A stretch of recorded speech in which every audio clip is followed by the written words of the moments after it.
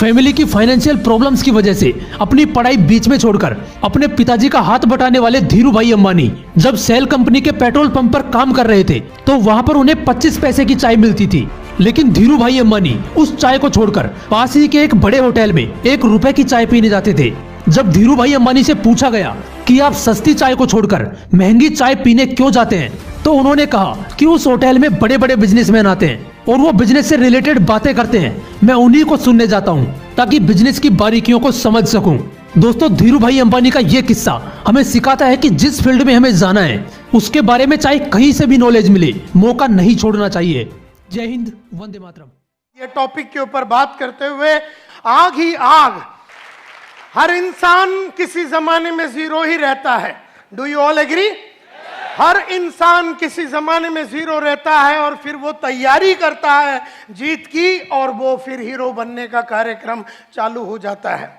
इसी तरह से अगर आप देखेंगे, किसी जमाने का ये जीरो था, किसी जमाने में ये भी जीरो था, किसी जमाने में अगर आप देखेंगे ये भी जीरो था, किसी जमाने में ये भी बड़ा जीरो था, किसी जमाने में ये भी बड़ा जीरो था, किसी जमाने में ये लेडी भी बड़ी जीरो थी। और इस तरह से अगर आप देखेंगे तो हर इंसान जो आप यहां पर देखेंगे, किसी जमाने में ये भी जीरो था, किसी जमाने में इतना बड़ा कंपनी चलाने वाला जयप्रकाश गौर जो जेपी ग्रुप ऑफ इंडस्ट्रीज को चलाने वाला, या गाड़ी जो सोप बनाते हैं ये वाला आदमी, ये लोग सब लोग एक जमाने में जीरो थे। भंवरलाल जैन 5000 करोड़ का कंपनी चलाता है। शहनाज हुसैन जो ब्यूटी का क्वीन मानी जाती है। इस तरह से लक्ष्मी मित्तल जो दुनिया में सबसे बड़े पैसे वाले आदमियों में से गिना जाता है। और अगर आप देखेंगे ब्रिजमोहन मुंजल जो हीरो होंडा का मालिक है, ये भी कुछ नहीं था, एक जमाने में साइकिल का पार्ट्स बेचते थे ये लोग। और अगर आप देखेंगे जो पेप्सी को चलाती है इंदिरा नुई जो चेन्नई की रहने वाली और अमेरिका में बैठती है, किसी ज़माने में ये भी चेन्नई की गलियों में ज़ीरो थी। धीरू भाई अंबानी भी ज़ीरो था। शिखा शर्मा जो आज एक्सिस बैंक चलाती है as the managing director of Axis bank, ये भी एक ज़माने में ज़ीरो थी। नंदन नीलकनी जिन्होंने इन्फोसिस को शुरू किया, ये भी एक ज़माने में ज़ीरो थे। और आज के तारीख में इंडिया का सबसे नंबर 1 पैसे वाला आदमी, आज के तारीख में इंडिया में मुकेश अंबानी से भी ज्यादा पैसे वाला आदमी का नाम है दिलीप सांघवी। आज इंडिया का इस वक्त 10:30 बजे इंडिया का सबसे ज्यादा पैसे वाला आदमी है दिलीप सांघवी। एक जमाने में आज से 30 साल पहले ये भी जमाने में ये भी जीरो था। ये हीरो बन के जीरो फिर हो गया, ये हीरो बन के फिर जीरो हो गया। और इसके बाजू में जो आदमी है वो हीरो का हीरो ही रह गया।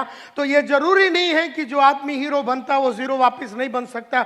और ये जरूरी नहीं है कि जो जीरो है, जमाने में हम भी जीरो थे और किसी जमाने में ये और ये और ये और ये लोग सब जीरो थे। लेकिन इन सब लोगों ने जीरो से हीरो बनने का कसम खाया और उन्होंने की जीत की तैयारी। इन्होंने की जीत की आग में खेलता है। जो इंसान इस तरह से अपने आप को तैयार करता है वही इंसान सक्सेसफुल होता है, वही इंसान सक्सेसफुल होता है।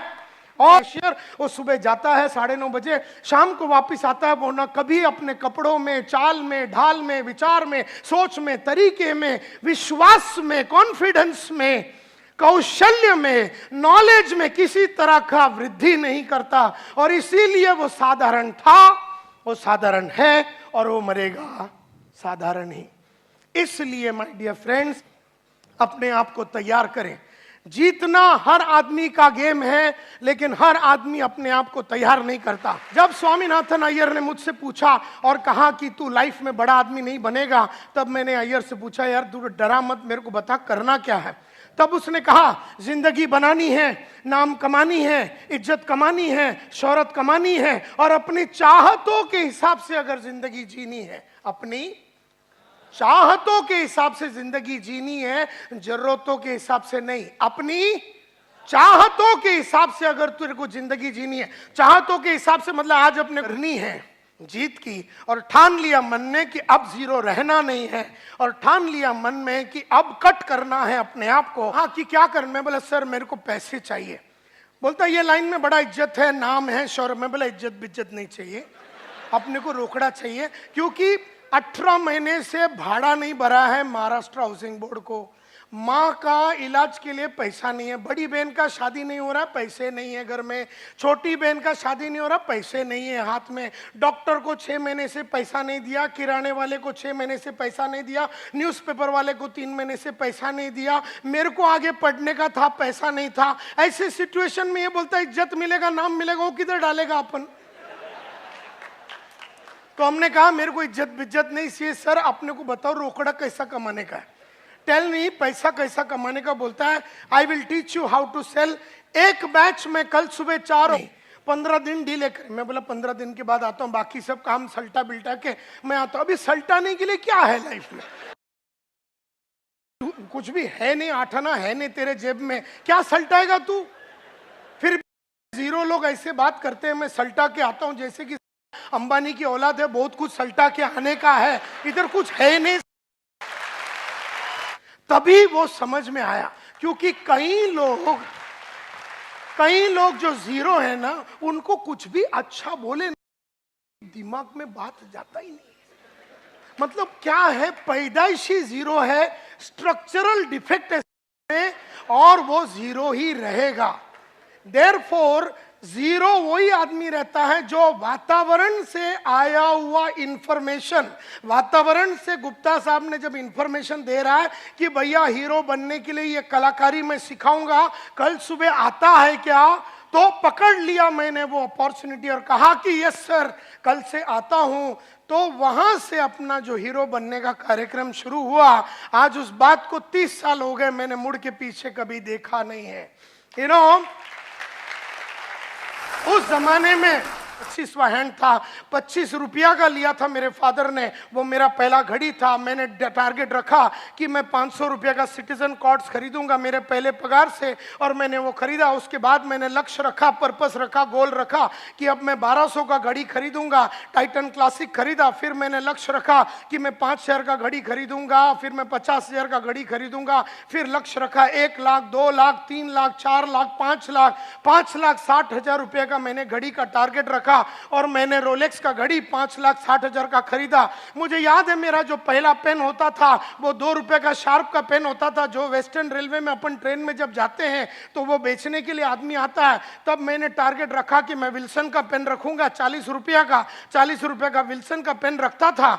उसके बाद मैंने बोला कि अब मैं पेन रखूंगा 100 रुपये का आने का था। हमने अपना नॉलेज को बढ़ाया, अपने नॉलेज को बढ़ाया, कई किताबें पढ़ी, ऑडियो देखे, वीडियो देखे, नॉलेज को कंप्लीटली बदला, और फिर उसके बाद एटीट्यूड्स में बदलाव लाया, और बहुत सारे 5 लाख रुपया पर घंटे के लिए कमाने के लिए जो स्किल्स लगता है आना है और आगे बढ़ना है, तो आदतें बदलनी पड़ेंगी। तो आदतों में बहुत परिवर्तन लाया, बहुत ज़्यादा परिवर्तन लाया। सुबह उठने की आदत, टीवी ना देखने की आदत, और पढ़ाई करने की आदत, झूठ ना बोलने की आदत, आधा महीने में पूरा महीने का काम करने का आदत, टाइम वेस्ट ना करने की आदत, ऐसी बहुत सारी आदतें डाली। और आहत मेरी 5 लाख की है, आदतें मेरी 20,000 वाली है। तो आदतें 20,000, चाहत 5 लाख, कैसा मैच होएगा? एंड देयरफॉर हार्ड वर्क करते हैं लेकिन उनका लाइफ सक्सेसफुल नहीं होता। देयरफॉर हार्ड वर्क शायद सक्सेस का एक फॉर्मूला है, लेकिन सिर्फ हार्ड वर्क से सक्सेस नहीं मिलता। फिर लोगों में, कामयाब लोगों में और नाकामयाब लोगों में फर्क सिर्फ इतना है कि कामयाब आदमी ने वो करने की आदत डाली जो उसे अच्छा नहीं लगता, और नाकामयाब आदमी हमेशा वो करता है जो उसे अच्छा लगता है। मुझे भी सुबह उठने को अच्छा नहीं लगता, तुम्हें भी सुबह उठने को अच्छा नहीं लगता, लेकिन रोज सुबह 5:15 बजे उठ के मैंने उठने की आदत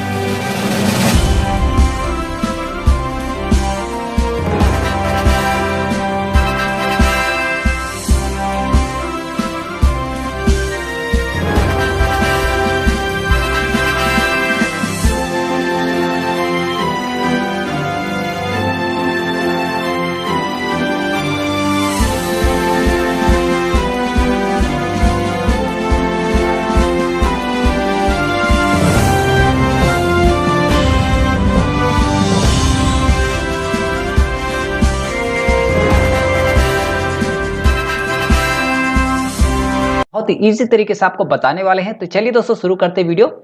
दोस्तों हर कोई अपनी लाइफ में सक्सेस बनना चाहता है, सफल होना चाहता है, लेकिन दोस्तों सफलता के अगर मायने की बात करें तो हर किसी के लिए सफलता के मायने अलग अलग हो सकते हैं।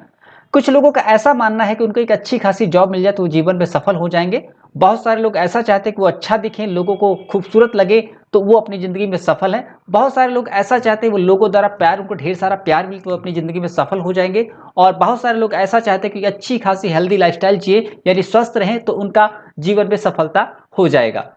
लेकिन दोस्तों एक सर्वे के हिसाब से ऐसा पाया गया कि जो जॉब सेटिस्फैक्शन है उसको 5वें नंबर पर रखा गया है, एक अच्छी लाइफस्टाइल को चौथे नंबर पर रखा गया है, और एक खूबसूरती दिखना यानी खूबसूरत दिखने को तीसरे नंबर पर रखा गया, और लोगों द्वारा प्यार किया जाना, फेमस होना, ये दूसरे नंबर पर रखा गया है। लेकिन दोस्तों यहाँ पे जो सबसे ज्यादा लोगों ने सफलता की परिभाषा बताई है वो है ढेर सारा पैसा कमाना। यानी कि 78% लोगों का ऐसा मानना है कि अगर वो अपनी जिंदगी में, अपनी लाइफ में ढेर सारा पैसा कमा लेते हैं तो अपने जीवन में सफल बन जाते हैं।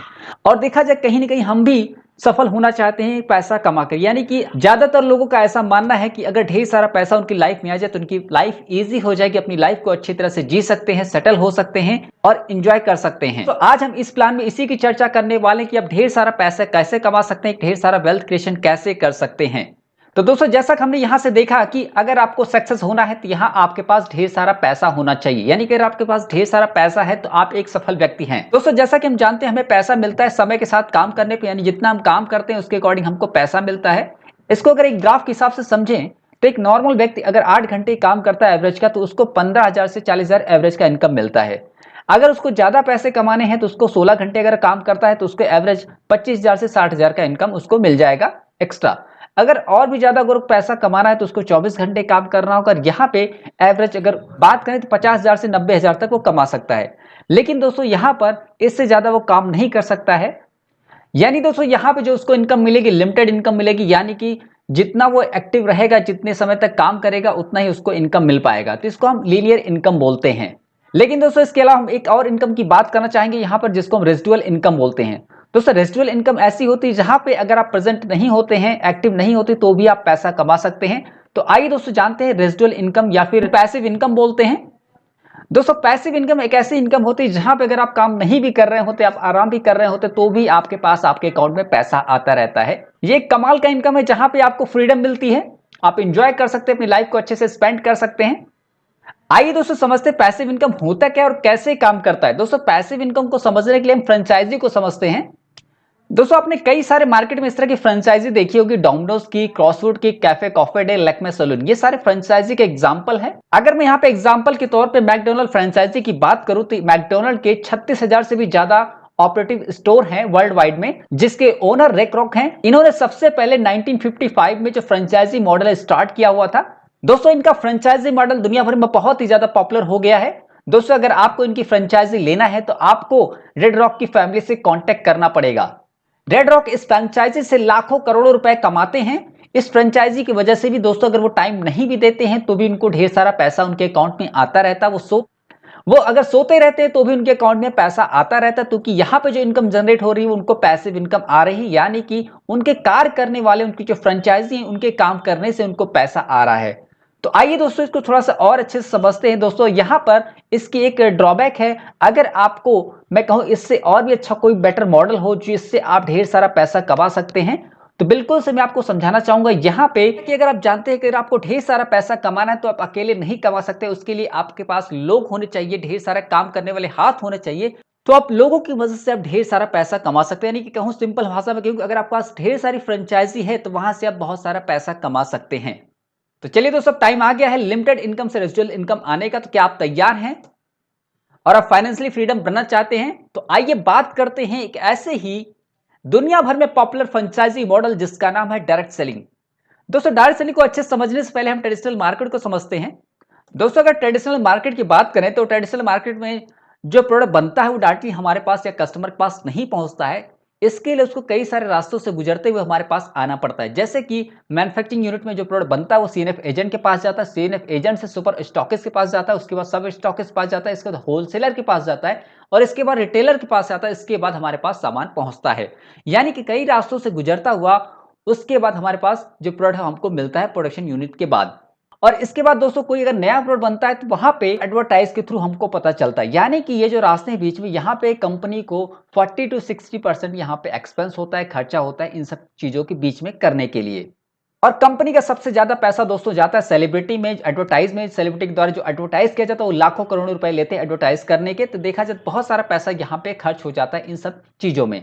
लेकिन दोस्तों डायरेक्ट सेलिंग में ऐसा नहीं। डायरेक्ट सेलिंग में यहाँ पे जो प्रोडक्ट लोगों तक पहुंचता है वो डायरेक्टली कंज्यूमर तक पहुंचता है। यानी कि यहाँ पे जो 60% तो कंपनी का जो बीच में जो इमीडिएटर आते थे वहां पे इन्वेस्ट करना पड़ता था, वो पैसा बच जाता है। वही पैसा कस्टमर को, जो डिस्ट्रीब्यूटर बनते हैं, उनको दे दिया जाता है, जिससे उनको अच्छी खासी अर्निंग होती है, अच्छा खासा वो पैसा कमा सकते हैं इस फ्रेंचाइजी के थ्रू। दोस्तों अगर डायरेक्ट सेलिंग को सिंपल भाषा में आपको समझाऊं तो डायरेक्ट सेलिंग एक ऐसा डिस्ट्रीब्यूशन सिस्टम होता है जहां पे प्रोडक्ट और सर्विसेज को कस्टमर तक डायरेक्टली पहुंचाया जाता है। यहाँ पे कस्टमर से डायरेक्ट सेलर डायरेक्टली इंटरफेस करते हैं। घर से काम करने का बहुत ही अच्छा बिजनेस है, इससे महिलाओं में इंपावरमेंट की भावना बढ़ती है। लेकिन दोस्तों यहाँ पे लोगों के मन में एक भ्रांति होती है कि क्या वाकई में डायरेक्ट सेलिंग एक बिजनेस है। तो दोस्तों मैं आपको यहाँ पे बताना चाहूंगा, कंफ्यूजन दूर करना चाहूंगा। दोस्तों डायरेक्ट सेलिंग एक वाकई में एक बिजनेस होता है, एक प्योर बिजनेस है। तो आइए समझते हैं कैसे ये बिजनेस है। दोस्तों जैसा कि आप जानते हैं बिजनेस के लिए कई सारी चीजें होनी चाहिए।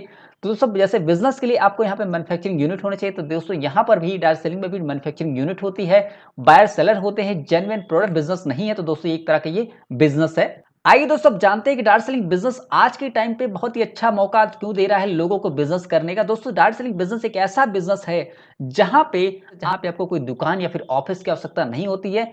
ये बिजनेस आप कहीं से भी कर सकते हैं। इस बिजनेस के लिए आपको कोई हाई क्वालिफिकेशन की जरूरत नहीं पड़ती है। आपको थोड़ी मोड़ी अकाउंटिंग है तो भी आपका काम चल सकता है। यहाँ पे बहुत सारा पैसा आप कमा सकते हैं। और दोस्तों ये बिजनेस सब जानते हैं लोग इसके बारे में क्या कहते हैं। डायरेक्ट सेलिंग इंडस्ट्री लोगों को प्रमोट कर रही है, एक मौका दे रही है उनके लाइफ को चेंज करने का, ऐसा बिल क्लिंटन कहते हैं। दोस्तों पॉल जेन बोलते हैं कि ये बिजनेस एक ऐसा बिजनेस जो कि होम बेस्ड बिजनेस है, जिसे आप घर से भी स्टार्ट कर सकते हैं, घर से रह भी आप शुरुआत कर सकते हैं। दोस्तों अगर और एक्सपर्ट की राय ले तो बिल गेट्स ऐसा बोलते हैं कि अगर मुझे दोबारा कोई अगर ऐसा चांस मिलता है पैसे कमाने का तो मैं नेटवर्क मार्केटिंग को चूज करूंगा। और दोस्तों इसके अलावा स्टीवन कॉवी भी ऐसा बोलते हैं, डायरेक्ट सेलिंग बिजनेस एक बहुत ही वाकई लाजवाब बिजनेस है जो आने वाले टाइम पे बहुत ही अच्छा बिजनेस ग्रो करने वाला है। दोस्तों ये वो सारे लोग हैं जो अपने जीवन में बहुत बड़ा मुकाम हासिल कर चुके हैं और ये डायरेक्ट सेलिंग के बारे में बता रहे हैं कि ये जो बिजनेस है वाकई में एक अच्छा बिजनेस है। वर्ल्ड में अगर डायरेक्ट सेलर की संख्या की बात करें तो इससे में 182 लाख डायरेक्ट सेलर हैं, जापान में 33 लाख डायरेक्ट सेलर्स हैं, जर्मनी में 4 लाख, ब्राजील में 45 लाख, थाईलैंड में 110 लाख, मलेशिया में 43 लाख और हमारे इंडिया में देखा जाए तो 44 लाख डायरेक्ट सेलर हैं। दोस्तों ये जो आंकड़े हैं 2014 के WFDS यानी कि world federation of direct selling association के अकॉर्डिंग लिया गया है। इसके अकॉर्डिंग आपको समझ में आ रहा है कि जो डायरेक्ट सेलिंग की जो संख्या है, डायरेक्ट सेलर की जो संख्या है धीरे धीरे बढ़ रही है। और खासकर इंडिया में देखा जाए तो यहाँ पे बहुत ज्यादा चांसेस है, क्योंकि यहाँ पे पॉपुलेशन काफी ज्यादा है और यहाँ पे आंकड़े जो काफी कम है, इसे बहुत तेजी से बढ़ाया जा सकता है। तो दोस्तों यहां से हमने जाना कि डायरेक्ट सेलिंग इंडस्ट्री हमारे सफलता के लिए एक अच्छी इंडस्ट्री हो सकती है। लेकिन दोस्तों सबसे बड़ी बात यहाँ पे ये चूज करना चाहिए काम करने के लिए। तो आइए